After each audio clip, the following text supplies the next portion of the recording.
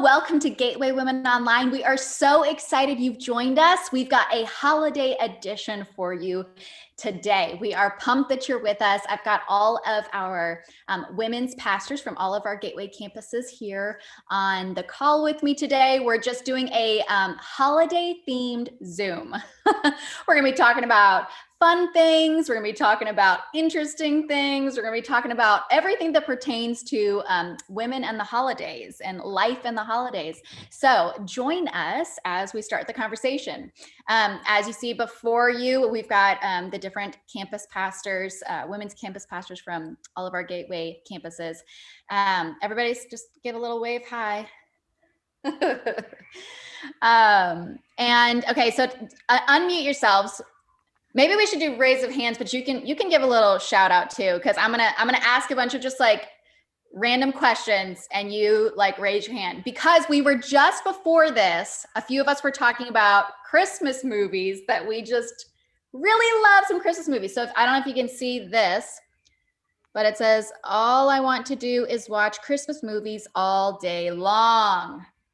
And that's the truth. If I could watch them all day long, I would. So let's just see. Somebody on this call is not so big of a fan of Hallmark Christmas movies. So if you like them, raise your hand. Oh, Hannah's got two. What? I am shocked, Morena. Thank you, Dana. Thank you. And Martina didn't raise her hand either. Oh my gosh, who are you people? I have never seen one Hallmark movie before. Oh, then you can't vote then. Oh, you can't no, vote. it's so great. I'm so sorry. You are a poor child that you have never seen a Hallmark movie. I am going to make this right. This is an injustice and I'm going to make it right. I don't know if it's just being in a home with all men or whatever, but like, does Die Hard count? No. I've never seen a Hallmark movie. No, Terminator Christmas Edition doesn't count. You need a good old, like, real Christmas movie. Come on. Yeah, Lorena doesn't like them, and I was just appalled. Martita, what? I mean, at least Lorena isn't alone. I feel like I've gained some new friends in here, like just some understanding, you know. It's like torture to me. You understand? It's torture. Okay, that's it. We're done. We're moving on. I can't deal with that kind of conversation. You're like breaking my heart over here. Okay, well, okay, so all right. So because we obviously have some different perspectives and some different likes and dislikes, I'm just gonna like randomly shout out some things that I'm literally thinking of right now. This is on the spot. If you like it, raise your hand. If you don't like it, don't raise your hand, okay? Oh, wait. No, I'm gonna do an either or. How about that? Okay, so either or, you're gonna have to unmute, or I don't know how you're gonna tell me, but somebody just tell me. Okay, so I have to think of things now. Turkey or ham? Turkey. Turkey. Oh, Dana, if you say ham and no Hallmark movies, I don't even know. Hannah, did you say ham? I said turkey, but I'll choose ham for you. It's just because we can eat turkey anytime. Very seldom do we get ham. You can eat turkey sliced in a package, but not like in the oven. I like fried turkey. That's good. Okay, wow. This is going in a different direction than I thought it was. You can put in the chat if you like ham or turkey more. We'll just see. Maybe Dana's got some friends out there. And if you like Hallmark movies. Oh my. I can't think of any other things to either ors. What's another either or? Somebody shout one out. I'm like eggnog or Cookie. Apple chocolate. What? Eggnog or apple cider? Or what'd you say, Julie? I said coquito. What? I don't even know what Puerto that is. Rican eggnog. It is amazing. It's made from coconut milk, sweet coconut cream, and it has I'll have that. in it. And it's almost like eating a dessert, and you don't know how to stop, but you have to because you're going to gain like 100 pounds after Christmas is over. Look at Lorena's face, though. Like holiday on vacation, coconut milk, coconut cream. I feel like that's Santa in board shorts style. Oh my. What All about right. Christmas trees before Thanksgiving or after Thanksgiving? Okay, yeah. If you already have your Christmas tree up, raise your hand. Okay, Martita and Lorena, you guys are just like on a roll right now. I Wow. get a real one. If I put it up right now by Christmas, it'll be like, you know. Guys, I missed the real one. Yeah, I wanted to do it. I just didn't have time, but I'm doing it this weekend. But I really want to. All right. That's All right. before Thanksgiving. Yeah, that is before Thanksgiving. We're holdouts. We're holdouts till December because we have 2 November birthdays. And we leave it up till like February to make up for it. Flash, I don't want to take it down. Yeah. You do that's the thing. You do so much work. There's so many boxes and we haul everything down from the attic and it's so much work that I'm like, nah, it's going to be up for a while. So we might as well start this party early. All right. So let's get into some of our topics. We've got 5 topics that we're going to touch on. And one of the things that we're going to talk about, which we need those who are in our chat right now. If you're watching us live, we would like to engage you in the chat and maybe talk to you guys some. So one of the things we want to talk about is navigating uncomfortable family dynamics in the holidays. Now, if you have another question that you want to ask or advice about something, or you want to just like shout out, feel free. Just put it in the chat and then we'll get through a couple of topics and then we'll stop there and we'll just do some like Q&A for a little while with everybody. So you can be thinking of your questions and put them in the chat, and then one of the girls, either Michelle, Elizabeth, Roche, Nicole, somebody will send them to us so that we can answer. Okay, so first topic is thinking of others. So Hannah, I think that you actually, we were going to talk about this with you first. It says like teaching our kids to be aware of and pray for people in our world. So yeah, not necessarily just being all about yourself. So you want to talk about that? Sure. So for me, just context, my husband's from Africa, and then I have a daughter who's from China. And so we're a pretty international family. And then to top that off, both, we got married in our 30s. So both my husband and I had done a lot of traveling for missions prior to that. So because of that, we have all of this missions paraphernalia. And I don't know if, you know, when you go to Ohio and you buy the thimble from Ohio, I just found a thimble from Ohio that in a box yesterday. And so I don't know the things I pick up, but whenever you pick it up, you don't know what to do with it. And so one Christmas, I was going through some boxes and I'd also been thinking about Christmas with kids. And I was pregnant with our second child. And I was just thinking about the presents and thinking, just as a parent, you start to realize like these kids could feel so entitled and it could be very different for them. And so at the same time, I was pulling out all my box of stuff. So I started talking to my husband, and what we did is we created a missions tree, and it's a Christmas tree that we keep in our playroom, and it's full of all of our mission stuff. So what we did, I'm just going to show it to you, and then I'll tell you what we do with it. So we have like, this is from Indonesia. So he screwed in a little hook to it and we added a string. And then this is something that my husband got when he went to Laos. It was made by some kids from an orphanage. So we have that hanging on our tree. And then this is a little shadow box I got in Thailand that we screwed a little thing to, and it hangs from our tree. And then, you know, if you've ever been to Africa, you've probably gotten 100 of these beads. We have so many of these beads. So we take them and then we like trim the tree with all of these. Goodness. And so it's really fun. And so what we do is we label everything because we forget where it's from. If we don't, we stick it just in a Ziploc, put a label on it where it's from. And so then what we do is as our kids, we unpack everything. We talk about it as we're trimming the tree. And then what we have during Christmas season, probably we said at one point we would do it every night, but that's just not realistic. And so like probably 2 or 3 times a week, we go upstairs to where the tree is, and either one child or all of them, depending on how many fights you want to get into that night, we will choose one ornament from the tree. So when they choose an ornament, and usually there's like a Hershey kiss or something to keep them engaged. And so they'll choose, my kids are young. And so they'll choose, yeah, they'll choose an ornament from the tree.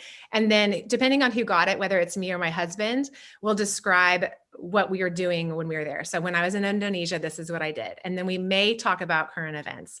We might talk about the persecuted church in the country, if that's part of it. And we'll kind of give them an age appropriate context of what we were doing.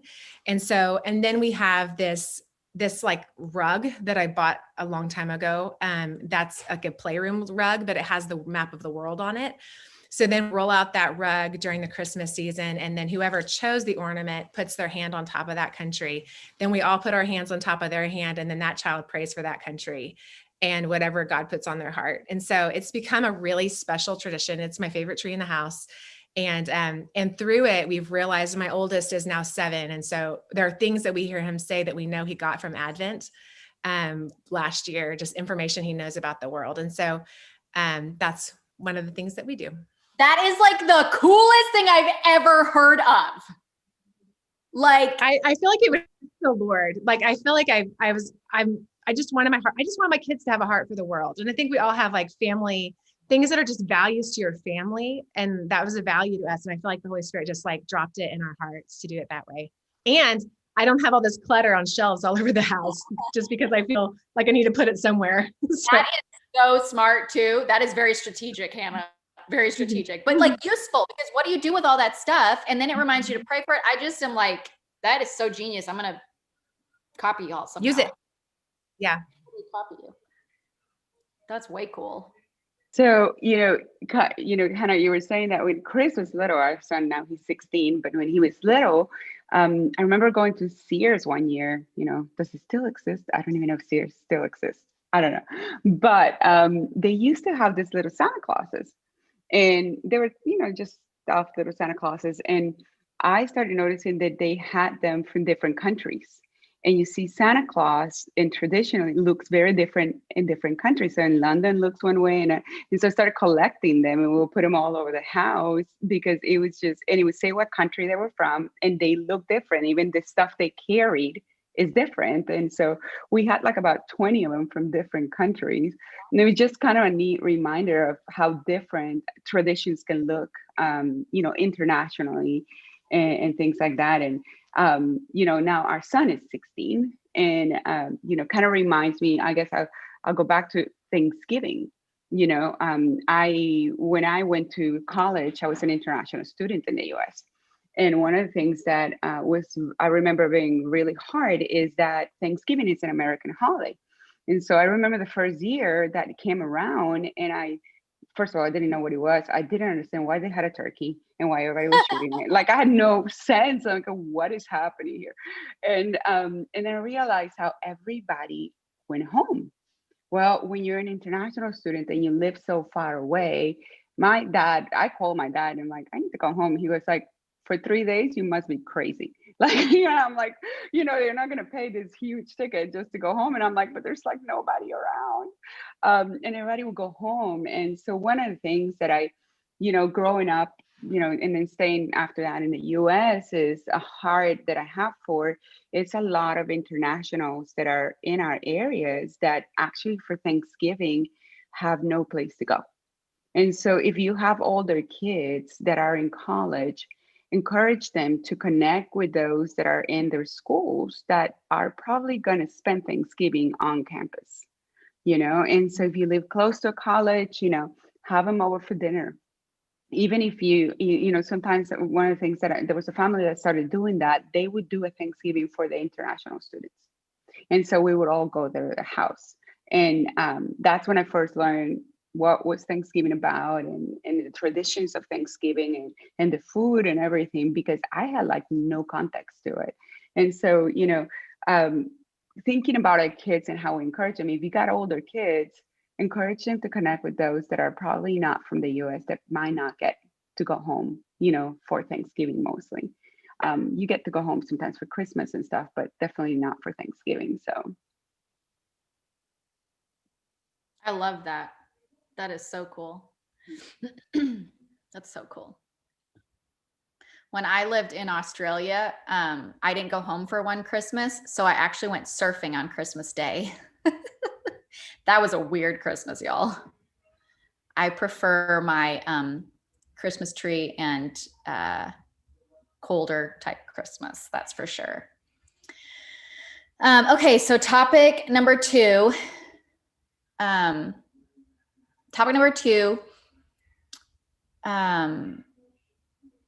Is it says engaging with Jesus through the Christmas story in life-giving ways. And then also just talking about how the Christmas time, the Thanksgiving time, just this whole holiday season, it's like you have all of this expectation and there's all of these really like fun traditions and these picturesque moments and you want it to be picturesque. It's portrayed as being very picturesque and cheery and bright and, just all of these like warm feelings. But then there's like a different side of the holidays where maybe it's the first time, you're without a loved one or you didn't grow up having good Christmases. So now you're trying to navigate that as an adult or just there's like the gamut, So we just wanted to touch on that a little bit. Jen, I know that you're actually the one that brought up this topic, so I'd love to hear from you. Yeah, so it was something that was on my heart, even to considering those that can be really lonely about the holidays, as Lorena was talking about, like if you're without family or you've lost someone that was part of like a big part of your family. And so therefore like a big part of all of your holiday celebrations. It can even feel lonely to walk through sadness or grief in the holiday season because it feels like, oh, I'm supposed to be happy. Like everything is supposed to be joyful and exciting and celebratory. But it also represents a lot of opportunities for courage. And so you're like in the face of pain or grief, and you're like, I'm going to have strength in this season. And so one of the things that was on my heart when we were talking about the questions is just like, if you're in that tough space, know that you're not alone. Like you're not the only one who's feeling lonely right now. You're not the only one who's walking through sadness or grief, or even like the disappointment of what could have been if you had anticipations for what this season and this year would look like. And my personal story includes 2 miscarriages. That's part of Jared and I's like life testimonies. And both of them kind of relate to Christmas time. So one of our miscarriages, I actually started miscarrying at our Christmas production one year. I went to the bathroom and had started bleeding. And then another one, my parents were in town visiting. And so we told them Christmas morning that we were pregnant, kind of early, but still like we were excited. It was Christmas morning. And then early in January, we miscarried. And so Christmas is still a really beautiful time for me, but I had to process through like what to do with the pain and the sadness of those things. Because my tendency is to like not make space for it. I'm like, I'm just going to push that away. I'm going to pretend that I don't think about it. I'm going to ignore it. And so even as I was like praying through what could be helpful in this, like a big thing for me has just been inviting Jesus into the pain, like making space for myself to like acknowledge, hey, this is a hard thing. Like this is a painful thing. Even talking through, I was talking with Pastor Kendra, who serves with me at the South Lake campus, and she's lost her mom. And so we were talking through things, and she's like vocalizing her grief to her family now that she's married with her husband and her grown kids, so that they know like this can still be amazing and celebratory. And also there can still be this sadness about some of the things, vocalizing expectations and plans so that things don't get overlooked. And I love one of the names for Jesus. And so when we receive the word in Matthew that he's coming, it says the virgin will conceive and give birth to a son, and they will call him Emmanuel, which means God with us. And I love that so much because God is with us. Like even in those places where we feel alone or where we're like, okay, this isn't 100% like perfect and joyful and celebratory. It can still be celebratory because Jesus is with me. Like even going through the sadness or processing the grief or like the awkward family memories that I wish I didn't remember, like any of those things, like God is there in the midst of it with us. And I'm so grateful for that. Yeah, that's so good. That's such a good perspective to have. Cherie, did you want to add to that? Yeah, my husband's father passed away, leaving a widow that was only 38. and we had just gotten married. We married when we were babies. We were 18, and walking through that was really challenging because he passed away December 23rd. And then his service was December 26th. Wow. So every year, you know, when it comes around Christmas, and there's just kind of a romantic idea sometimes in our mind that everything needs to be great. And, you know, we can't have anything that would be other than that during that season. You know, I mean, that is what the Hallmark movies portray, you know, that everything's good. And I like them because my mom's already gone to heaven and she liked them. So I watch them and just remember her, you know, but anyway, that was a really difficult thing. Then every year when Christmas came around, then it was the anniversary, you know. But what you said, Jen, is so good. You invite Jesus into it. And I think one of the things, you know, in just life experiences that we have when others suffer, it's so important that we're not indifferent. And I was really convicted after we went through a time of intense suffering for a number of years that I had been indifferent towards others. Like I would say all the right things, I would reach out to them, I would do something for them, but I came into a different level of compassion. So just, you know, that conviction brought me to the point that I really try to be very intentional about reaching out to different ones that are going through something. Maybe they're single and they went through a hard divorce and Christmas comes around and they're lonely, you know, or I mean, there's all sorts of things, you know, that, you know, transpire in our lives sometimes because we don't always have peaches and cream every day, you know. We can have those times that are rough, but Jesus is there with us. He wants to be right there in the midst and us to invite him in and help us heal, help us come through. And my mother-in-law ended up remarrying and remarried a minister, and Jim's brothers, there's 3 of them and they all serve the Lord, you know, so God still comes through and makes good of whatever situation, even when we think it's difficult. Yeah. So yeah, that's what was on my heart. Yeah, I love that you brought up compassion because I think that even speaks to what Pastor Hannah and Pastor Lorena were just talking about too, is this compassion you have for other people, whether it's calling them or texting them, or if it's, you know, inviting them over for Thanksgiving lunch because you know that they're going to be by themselves eating, you know, deli meat for Thanksgiving when everybody else is having a party. So just having that compassion, I think that's a big part of this season is sharing the love of Christ and the fact that God is so compassionate. That's why he sent his son, Jesus. Amen. So. Okay, so the next thing that we wanted to talk about or touch on is experiencing the holidays through new lenses and just how the holidays change with different seasons, different seasons of life. You know, you go from childhood to adulthood, you go from adulthood to newlywed, or then you've got kids, then you've got grandkids, then, you know, you're empty nesters, or there's just the differences that you have in that holiday season, and what kind of how you transition those and just some of the aspects of those different things. Pastor Dana, you want to touch on that?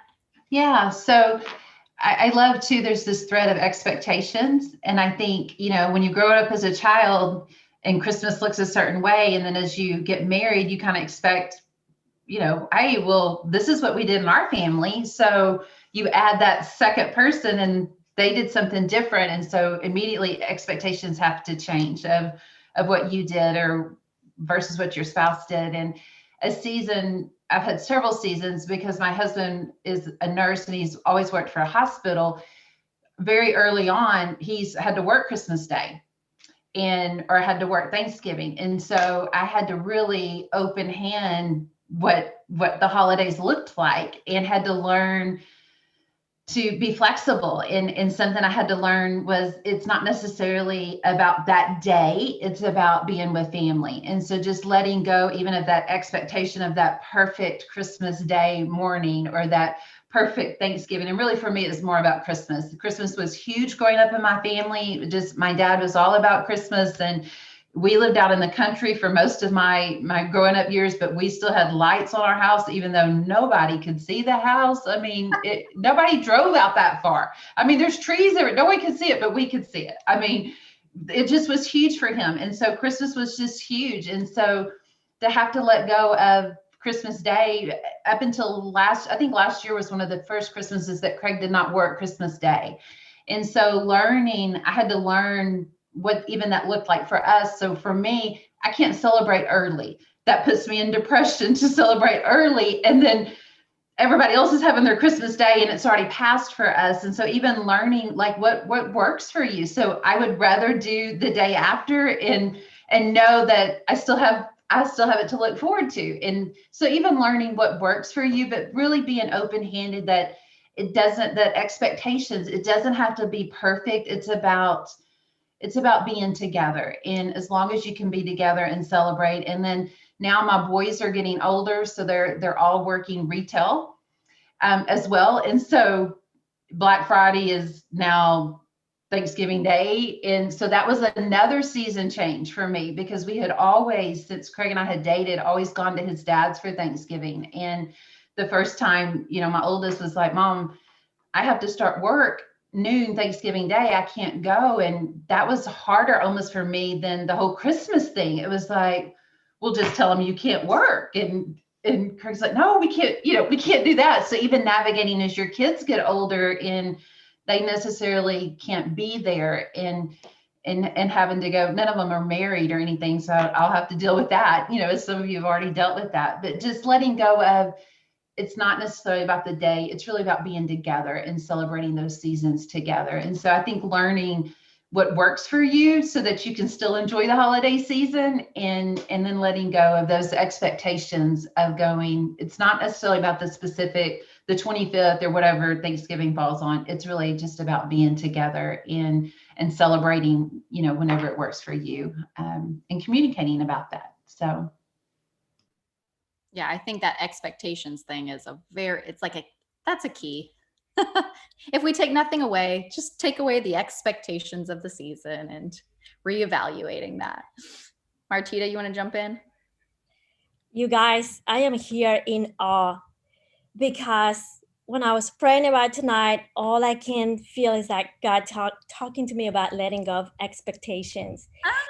And what he reminded me, because I was okay, I know my situation is very unique. Well, it's not that unique because Lorena went through the same. I'm not from this country. I'm from Argentina, and I married a Texan, 100% Texan. And the Lord was reminding me today about my first year spending the holidays here, how I had no expectations because I didn't know what Thanksgiving was. I was like, what do you mean you get together as a family and eat all this food? I'm from Argentina. We do this every night. What's different? And, so I did not get it. Your mom, your abuela, your grandma cook all day, every day. So it was like, I did not get it. So, and then you take a nap every day. So anyways, the Lord reminded me, do you remember your heart? Where your heart was that first Thanksgiving, that first Christmas. Our Christmas are hot. I love I think that's a real Christmas when you're by the pool and it's so hot with your family and you're all day and you stay all night. It's just, that's my Christmas, right? And that's what I knew. But oh my word, I'm in a new place. So I'm going to find out what they do. And the Lord was reminding me and telling me, can you have that attitude, that heart this year? I know that most of us are stepping in something new. The holidays do not look like they looked the past years. So I felt like God was saying, just remember that attitude and have that this year. Let go of what you think your holiday, your Christmas, your Thanksgiving should look like, and let go of expectation of others. I think my mom should do this, my mother-in-law should do that. Let go. We're all different. We're all dealing with different things. We're all learning to handle life differently right now, Also let go of expectations of ourselves. And I remember when I was a new mom, I am very social and I love to be outside, cook, and I love to cook. So I'm cooking and talking to everyone, right? That's my holiday. Well, I have a baby. My baby was born the last week in November. So it's a new baby and they eat every 2 hours. So I was in a room all day, right, feeding the baby. But I had to make the decision to let go. I'm glad I made the decision. This is not going to be forever. It's just a couple of years. And he's turning 7 this year. So I'm glad I took the time to be with him at that first Christmas. And then the other thing I was also thinking is just let go of the expectation that others have of us, and I was reminded that when Jesus was here, on Jesus' days, people had all this expectation of how the Messiah should look like. He was going to do this and he was going to do that and when. And he did not fulfill the expectations. And they got mad and frustrated and angry. But I was okay. So how do you deal? Remind me, Jesus, how you deal with that. And he forgave. Luke says 23:34 that he forgave. So just letting it go, let go of all the expectations, be with an open heart and say, Lord, I want to have that attitude. Like, let's see how it's going to look like. And let's enjoy the ride. It's a good time to look inside and ask the Lord what expectations I should let go of me, of others, and not carry the expectations that others have of me.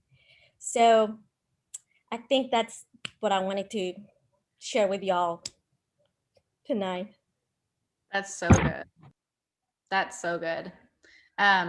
We opened up the conversation or the chat to talk about navigating uncomfortable family dynamics. And I think that's one of those things that can cause uncomfortable situations, is when you have expectations of each other or other people, or there's certain traditions that families carry. And so then there's an expectation for if you're joining that, or if you where your kids fit in that. There's just kind of I don't know, this like unspoken pressure sometimes for certain things.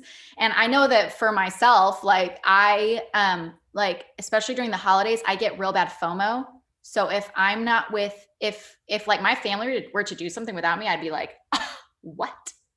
So I want to do everything with everybody. And that's not very healthy, because then you're doing like everything with everybody. So that's just not smart. So that's something that James and I talked about even when we were first married. Our first Thanksgiving as a married couple, we had 4 Thanksgivings in one day. And y'all, I like the last one, I like couldn't even smell food. I was like gagging because I had eaten so much that day. But like everybody makes, from our side of the family, like my side and his family, everybody makes different foods. So I was like, I have to try everybody's food. It's Thanksgiving, So I would just like, I even just tried to eat a little bit of each one, but it was just, I was like bursting. I looked like the Michelin Man. But after we did that, I realized like I touched point with everybody, but I wasn't with anybody. I didn't actually spend time or like make memories, because we were kind of just like eating, talking quick, okay, get out the door, eating, talking quick, get out the door. And I was kind of sad that night, because I was like, man, I didn't actually get to spend time with anybody. What a waste. And I was like, okay, we can't do that again. That's a terrible plan. And then especially once we have kids, because we didn't have kids yet. Once we have children, everybody's going to want to see the grandkids or the nieces and the nephews and the cousins. So we're going to have to like come up with some healthy boundaries before that. And even like I have to come up with my own healthy boundaries for myself, not only even with other people, but really for myself. So yeah, that expectations of what it's supposed to look like is so important. Letting that go and setting healthy boundaries for the holidays, financially, emotionally, spiritually, all the boundaries especially with yourself. Okay, so we didn't have a ton of things come in on this family dynamics thing, and I'm just so curious if families are watching and they don't want to rat each other out. Safe place, ladies. Come on, safe place. Okay, but I do want to touch on one more thing before we wrap up, and that is fun family traditions, because and we have touched on that a little bit even just throughout this, but if there are, I just love hearing and I love getting ideas to see how I can incorporate things in my own family or things that inspire me. And I think that is probably how a lot of the women joining us feel. So Julissa, do you want to tell us about, I heard something about grapes. Well, I don't do grapes. Oh, okay. Maybe that was somebody else. Somebody else does grapes. That was Lorena. Oh, okay. But I'm hearing you, well, Lorena, maybe you should share a little bit about that. It's actually a Spanish tradition. It's a New Year's Spanish tradition. And what they do is they eat grapes at midnight. And so you watch Madrids kind of feed, and they'll have like a bell that rings. And every time the bell rings, you eat a grape. And so I do it with a friend that's Spanish. My son's best friends are twins, and they're her kids. And so we'll go over to her house and we will do it with her. Well, this past year, she got really big grapes. And so it was really hard because you got to swallow them all really quickly. She couldn't find smaller ones. So yeah, but it is a Spanish tradition. It's really a lot of fun to do it. And they do it. You chew it before you swallow it, right? You chew it really quick because that bell comes around very quickly. And so it's like a choking hazard. Yeah, and you have to eat them because it's supposed to be good luck and all those things. So anyways, when they're really big, you're choking. Oh my. Well, I'm obviously Hispanic, but of Puerto Rican descent. And so there's a couple of traditions we have in Puerto Rico. And I have to say, as a Puerto Rican American, growing up in the United States, but very much attached to my Puerto Rican culture, and going there, living there, having been married and living on the island, because it's an island in the Caribbean, I have to say, to me, there's nothing like Christmas in Puerto Rico. Being an island from the Caribbean, we're warm-blooded and we're just happy people. And so Christmas for us is just a time of joy. And so we do everything around family, food, fun, and everything's a party. As a matter of fact, there's the Puerto Rican way of Christmas caroling is called parrandas, and parranda in any other Latin country means party. So when they say, let's go parrandear, it's like, let's go party. But a parranda for a Puerto Rican at Christmas time is let's go Christmas caroling. And it's not your Christmas caroling of taking just, your solemn songs. It's taking a group of people, you take instruments, guitars, maracas, percussive instruments, and the tradition is everyone on the island prepares for this time in the year. So people literally stock up with food, because the tradition is you're going to go to someone's house in the middle of the night and wake them up while they're sleeping, with a lot of music and just joy and singing. And so you start off at the entrance of the house. They open the door, you wake them up, but they open the door. This is tradition in Puerto Rico. And so everyone knows they open the door, everyone goes in singing, and that family, joins in. There's food, there's, they offer coffee. And so that family says, okay, which is the next house we're going to go Christmas caroling to? And so that family comes along with, this group of people, and it goes on to like the wee hours of midnight, as a matter of fact, 4 or 5 o'clock in the morning. And then the very last house you go to, they'll make you some soup and then say, okay, it's time. It's time for everyone to go home and go to sleep. So Christmas for us is a time of a lot of fun. Christmas Eve is a big thing for us in the Hispanic culture. And so our big, night to celebrate is Christmas Eve. And as a family, we normally do it with family. And we're in the United States. We can't go door to door waking up people. They'll probably call the cops on us if they hear the noise. But we tend to go to family's house, bring that part of the Christmas caroling into our night.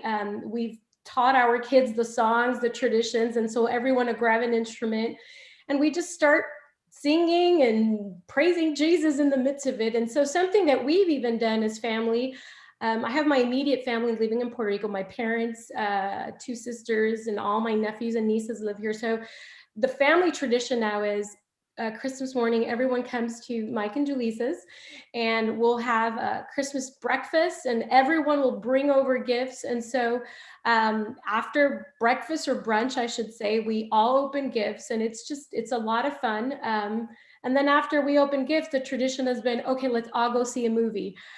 We don't know what that's going to look like this year because all the movie theaters are closed. So we thought, oh, we'll just get a movie and watch it at home. But that's just a little bit about how we do Christmas in our home and with our family. Oh, and we have a lot of coquito, our Puerto Rican eggnog. I'm gonna make y'all some. It's so good. Yes. Bring me some, Julissa. Coquito. Is that right? Coquito. And arroz con gandules. To TBD. I'll That's learn right. that one. Okay, so we have a girl, I just want to highlight her, that is joining us from Bolivia. So hello, Eunice. I don't know how to say your last name. I don't want to butcher it, but Eunice is joining us from Bolivia. And she actually asked a question, which is awesome, because she's asking about just different working through family dynamics when you're a newlywed.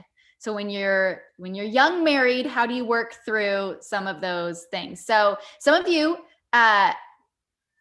maybe have some really good thoughts on this as your teenagers are getting older. Jen, I know that you said that you would want to jump in, but I think there's probably a couple of good people to give advice. Yeah, I think a lot of these amazing pastors could speak to it. Some thoughts that came to mind, like for things that Jared and I navigated in our newlywed season, and we've been married for 12 years. But looking back, we got married in September. So it was right before the holidays. And so it was a really intentional part of our first months of marriage, of like, what are we going to do with the holidays? And so some things that were helpful for us, one is remembering that you and your spouse are now your immediate family. So you still love your parents and your siblings and the aunts and uncles and cousins and grandparents and everything. But like you and your spouse, even if it's just the two of you, no kids, you and your spouse are a family. And so you get to figure out as a family, as a team together, as the two of you, what your family traditions are going to be like and what your holidays are going to be. And that doesn't have to be automatically what either of your families did. And so that's a really helpful conversation to have as a family unit of two. We found that to be really helpful because otherwise there are those unspoken expectations of what it can look like. When you can, talk about it in advance together and make decisions as a team. So you're a unified front. You're not going to your spouse and you're like, well, because what he said, I can't be there. Like, Mom, I can't come to Christmas because my new husband. Like, you're like together as a team. And then trying to communicate in advance. Our first Christmas, we decided not to spend Christmas Day with either of our families.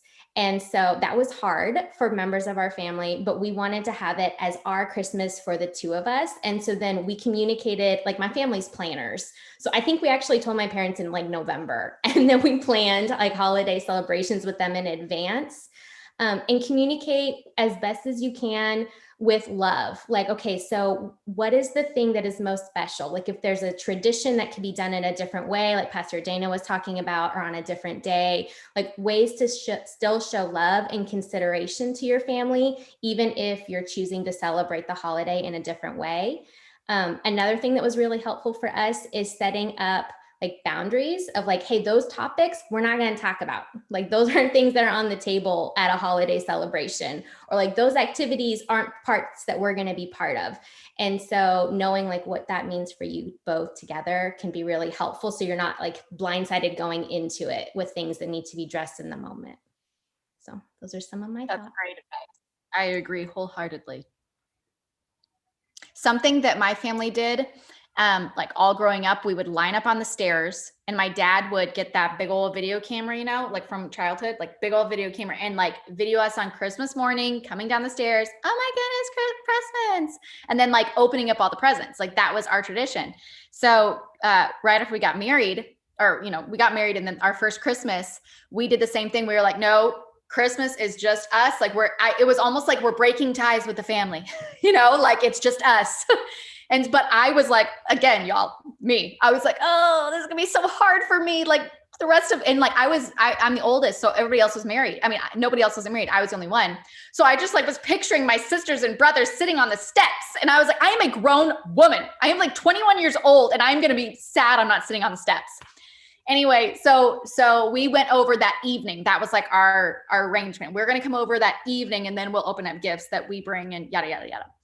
But so my dad was like, hey, just let me know, when you get here before you come. And I was like, okay. So, I was like, yeah, maybe he wants to have pants on or something. I don't know. So like, I call him, hey, we're walking in, yada, yada, yada.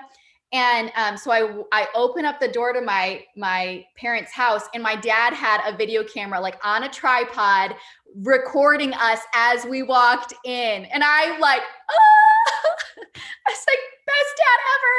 So it wasn't on the steps, but it was still something special to me. That's just like a fun memory that I have from like tradition that's, we don't do that anymore, but like that first one, it was just really sweet. And that kind of like ended that tradition for me and that part of the family.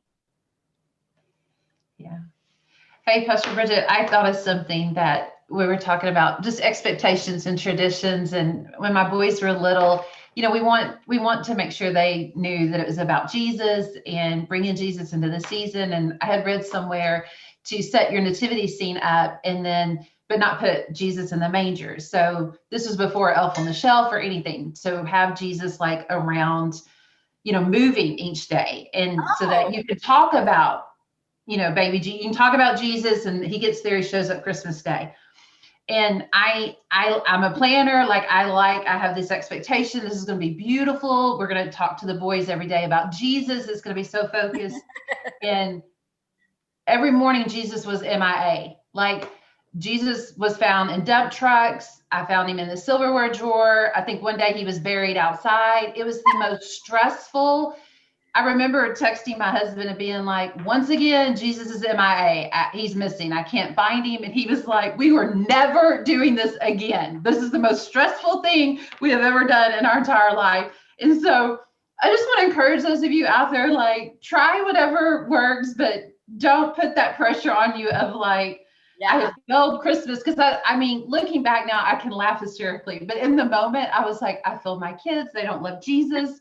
They're killing Jesus. I'm like, this is an expensive nativity season, nativity scene. And now Jesus is missing half his leg because he's been. Jesus is buried again. Yes, through the dump truck. And, but so when we were talking about that, I just thought it goes back to that expectations, but something that works beautifully for someone else's family may be a complete disaster for you. And that's okay. Like, find what works for you. And now it's a fun story that we talk about, but not a tradition that lasted at the Wilson household at all.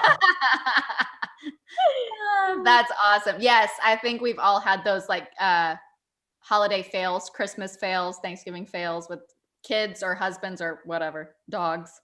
Martina, do you have? Oh, sorry. Oh no, go ahead. Sorry. I'm just scared y'all are gonna hate me if I tell you what we do for Christmas, because I'm ready. But in my country, we don't do gifts for Christmas. So I'm not a horrible mom. Okay, hold on. What we do is we don't have big presents, just little ones during Christmas. But because Jesus got his presents when the wise men came, we celebrate that January 6th.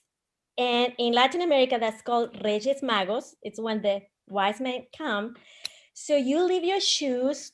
You have to go get grass for the camels, water for the camels, and some food because the wise men came from very far away. Okay, so Santa Claus don't bring them any. The Leech Boys don't get any for Santa Claus. but they took it from the wise man, just like Jesus. And so, I mean, I love the tradition because it's at least one tradition from my country, but also after Christmas, gifts are on sale. So Yeah. Okay. I've never heard of that January 6th business. I want to look that up.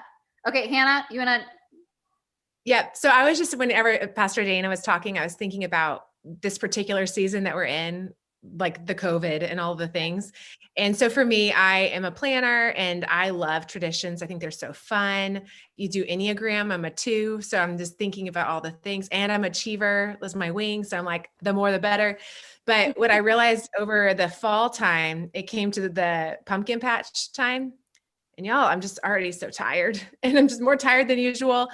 And my kids have always been really into traditions. And so this year I said, so we're going to go to the pumpkin patch. And there was just not a lot of excitement in the room. And I go, do you guys want to go to the pumpkin patch? And both boys, I mean, Anya's young enough, she doesn't know. The boys were like, nope. And I said, okay. And then I told my husband, I was like, we're not going to the pumpkin patch this year.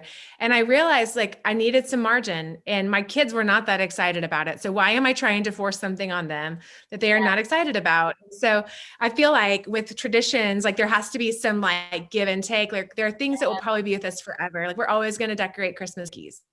Like there are things that we're going to do, but just thinking, even just kind of giving yourself a little bit of a break over the season and kind of checking, like, especially if you've got kids, kind of checking their barometer. What do they really need this season? Like they might actually need a little bit of a different tradition for this particular year. That's maybe a little bit low key. Maybe it's more memorable because it's more family intimate. Maybe it's just different. And so just not putting too much pressure on yourself to create the same Christmas you've always created. Because that's not what it's about anyway. So It's good. I want to throw one in here for Thanksgiving, because Thanksgiving is still coming up. So the second half of our like infertility testimonies is that we have 2 boys. And so God provided boys for us to raise on earth, which is amazing. And Thanksgiving, like gratitude, giving thanks, has been part of both Jared and I's, like when Hannah, you were talking about like core values, like it was one of our big things for us personally, even before we got together. And so it was really sweet. Even after a loss, we got pregnant with Dylan, and he came 5 days early to be born on Thanksgiving Day. And so it was really sweet, because I'm like, oh Lord, your kindness to us in like celebrating in that way. But one of the things we started when we got married was we started a book of remembrance that we will write in. Usually we remember to write it on Thanksgiving Day. Usually, like sometimes it's been like, and in March, or if we have something really special that we'll go in and write in it. But every year we try and write like our things that we're grateful for, the things that God has done in the past year. And we just got a notebook for it, but it's pretty thick. And so like our heart in it is like over the years, we'll go back and read them, and we want to have like the boys write in them as they get older. And it can be this thing that we have as like this written record of the things that God has done for us through the years. And so that's been a really fun tradition for us. I love that. That is so sweet. I love hearing everybody's traditions. I love hearing the multicultural differences and just the different things that you guys celebrate and how you celebrate, and just what's important, and that we all agree that we're just going to lay down expectations this year. And I think every girl that's watching, like, hear us say, lay down those expectations of others and yourself. If you don't do all the things that you normally do, or if we can't do all the things that we would normally do, that's okay. That is totally okay. The point is that you're able to connect with your loved ones. Sometimes that's even just over the phone, hearing their voice, connecting with friends, however you can. There's a lot of differences this year. And the point is that we celebrate Jesus, and we're thankful for the blessings that we have in our life. And we just need to remind ourselves of what those are. Sometimes I need a friend to remind me what my blessings are, because I get caught up in the day-to-day. So maybe that's one of the things that you can be compassionate towards your friends or your family, and just call them and remind them of the blessings that God has given them throughout their lives. And especially this year, I think a lot of us would love to be reminded of those precious moments, those good things that have happened this year, and then we can celebrate them. So, okay, I want to pray for us and then we are going to sign off. Thank you so much for joining us on Gateway Women Online. Let me just send you off with a blessing. So, Lord, thank you for this time. I ask that you would bless those who are watching, that you would bring them favor, Lord, that all the work of their hands would be blessed, God. Thank you for sending your son, Jesus Christ, to die on the cross for our sins, that we have freedom in Jesus Christ, that we have freedom in you, Father. Thank you for that. That is the most precious gift that we could ever receive. That is the best part of our lives, Lord, is that we can have a personal relationship with you. That is such an amazing gift, and we are so thankful. So as your daughters, we say, thank you, thank you, thank you for that. Lord, I just ask that you would be with everyone watching this, and that as they are pursuing a relationship with you, that as they seek you, they will find you. You will be found. You want to be found by them. In Jesus' name, amen. Okay, girls, thanks for joining us. We will see you next year. This is our last Gateway Women Online for the year, so we will see you in 2021. Happy holidays, Merry Christmas, Happy Thanksgiving. Bye. Bye.